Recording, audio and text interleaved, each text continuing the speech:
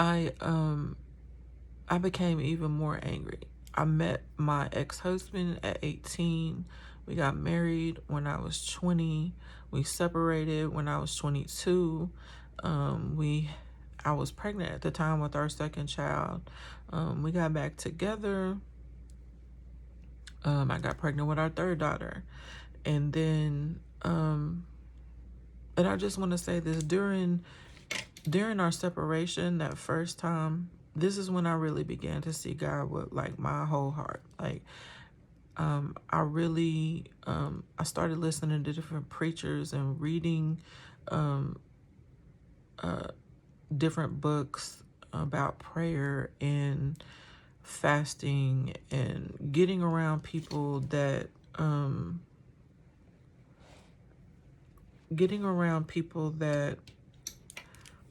knew him, because I knew of him, but I didn't know him.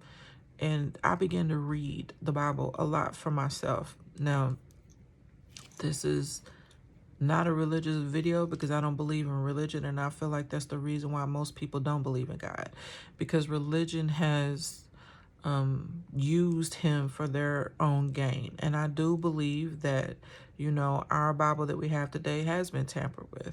But if you read the Bible, God says to study the word to show yourself approved, to test him, ask him questions. He's not hiding anything. And even if man went and added or took anything away, that's something that they have to deal with for trying to lead people astray.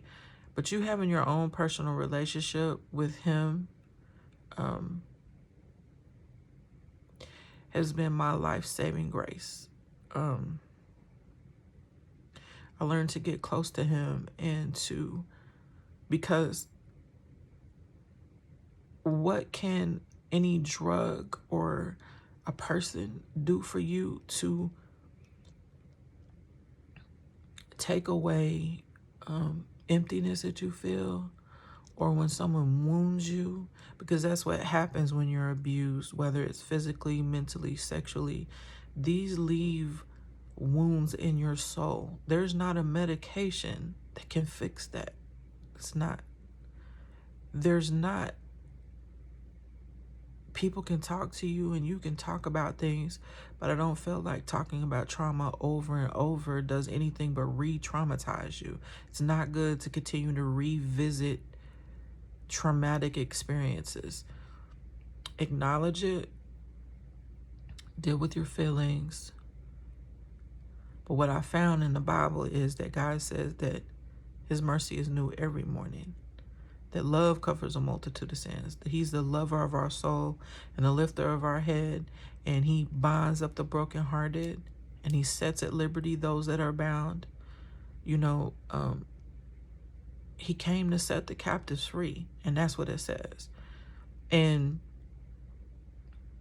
I have found in my life where I've given, my hurt to him, because Psalms 139 is like my favorite scripture, where he says that I'm fearfully and wonderfully made, and that there's nowhere that he can go, where I can go, that he's not going to be there. It says, even if you make your bed in the depths of hell, I'm going to be there.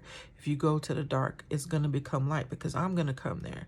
He said he knows every word on your tongue before you even speak it. He perceives your thoughts from afar. And before you ever even speak it, he knows those things full well. So when I began to, and this is something that you have to do for yourself, you have to develop your own relationship with him, just like you would do with any other person.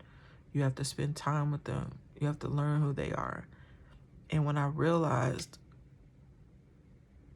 that I'm a soul in this body, and he said that he knew me before I was ever in my mother's womb,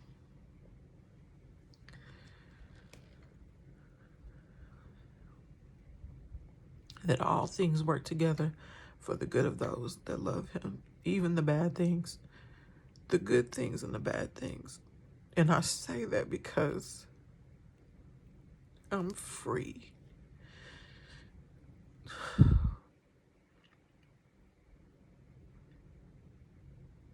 And on no medication. no therapy. Because I've tried a lot.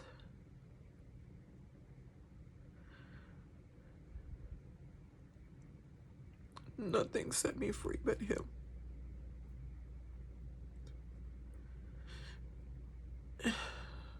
I'm sorry. I'm not crying because I'm sad. It's just when I look back over my life and I remember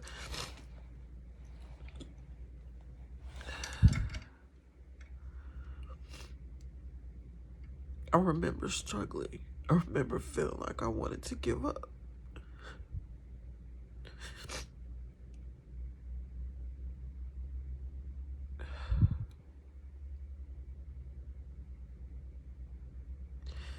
You know, because you can think that you find somebody, you love them so much and they're your everything and you love them.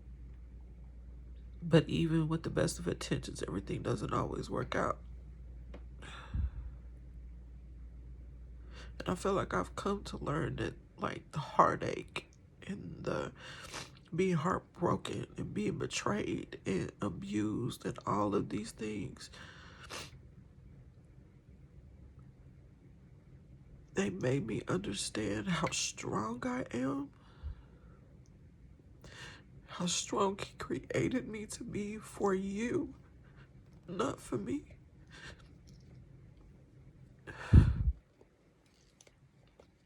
Because I'm flawed just like everyone else. I'm not perfect. I make mistakes.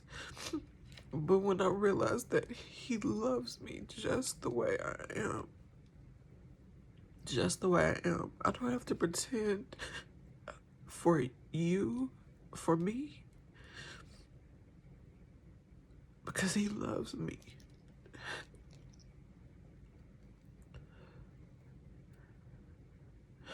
And I'm sorry that I'm crying so much, but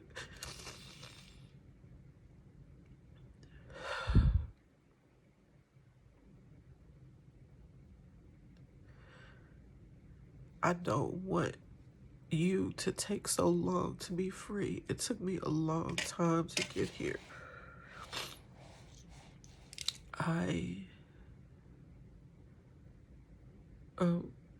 Me and my husband, we separated again.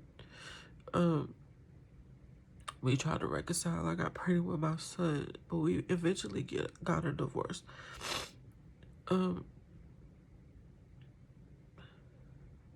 was angry because this whole time I was praying and I was fasting, and all I did was go to church and to work and take care of my children. And we got a divorce anyways. And I became really angry with God. I was like, Lord, I prayed. I did everything that I knew to do, things that I didn't know how to do, things I didn't want to do. But see, the whole time I was like praying for my marriage to work out.